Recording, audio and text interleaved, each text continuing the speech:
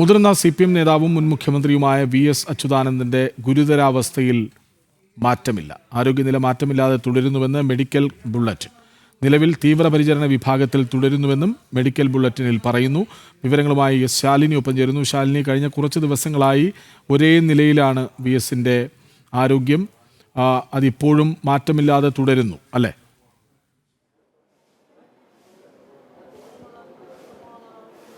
കൃഷ്ണരാജ്, അങ്ങനെ തന്നെയാണ്. 23-ാം തീയതിയാണ് കഴിഞ്ഞ മാസം VS അച്യുതാനന്ദനെ തിരുവനന്തപുരത്ത് SUT ആശുപത്രിയിൽ പ്രവേശിപ്പിച്ചത്.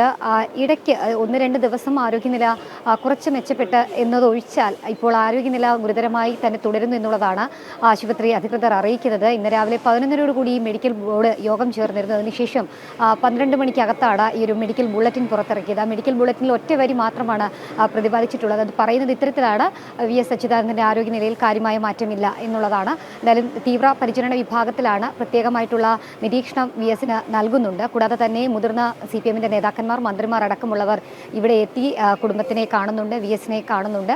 കൂടാതെ തന്നെയാണ് തിരുവനന്തപുരം മെഡിക്കൽ കോളേജിലെ 7 വിദഗ്ധ ഡോക്ടർമാർ, വിവിധ മേഖലയിലെ വിദഗ്ധ ഡോക്ടർമാർ പ്രത്യേക സംഘം ഇവിടെ നിരീക്ഷണം ശക്തമാക്കിയിട്ടുണ്ട്. SUT ആശുപത്രിയിലെ വിദഗ്ധ സംഘവും VSനെ നിരീക്ഷിച്ചു വരികയാണ്. തീവ്രപരിചരണ വിഭാഗത്തിലാണ്.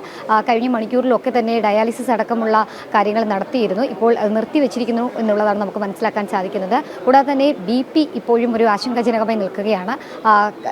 ആ ഒരു ആശങ്ക ഇപ്പോഴും നിലനിൽക്കുന്നുണ്ട് എന്നുള്ളതാണ് ആരോഗ്യ വിദഗ്ധരടക്കം ഇപ്പോൾ ചൂണ്ടിക്കാട്ടുകയും ചെയ്യുന്നത്. കുടുംബം, ഒപ്പം തന്നെ CPMന്റെ മുതിർന്ന നേതാക്കന്മാർ, ഗൺമാന്മാർ അടക്കമുള്ളവർ ഇവിടെ VSന്റെ ആശുപത്രിയിൽ തുടരുകയാണ്, അല്ലെങ്കിൽ VSനെ അഡ്മിറ്റ് ചെയ്തിരിക്കുന്ന ഈ ആശുപത്രിയിൽ തുടരുകയാണ്. ഇപ്പോൾ 2:15 കൂടി ഗോവ ഗവർണർ PS ശ്രീധരൻപിള്ള ഇങ്ങോട്ടേക്ക് എത്തുമെന്നുള്ളതാണ് നമ്മൾ മനസ്സിലാക്കുന്നത്. 23-ാം തീയതി മുതൽ VS അച്യുതാനന്ദനെ ഇവിടെ അഡ്മിറ്റ് ചെയ്തിരിക്കുകയാണ്. മാത്രമല്ല, ചെറിയ തോതിലുള്ളൊരു ഹൃദയാഘാതം, പിന്നീടുണ്ടായ ശാരീരിക ബുദ്ധിമുട്ട്, വാർദ്ധക്യ സഹജമായ അസുഖങ്ങൾ, ഇതൊക്കെയാണ് VSനെ പെട്ടെന്ന് മാറ്റമില്ല, തീവ്രപരിചരണ വിഭാഗത്തിൽ തുടരുന്നു, നിരീക്ഷണത്തിലാണ്. വിവരങ്ങൾ നൽകുകയായിരുന്നു ശാലിനി.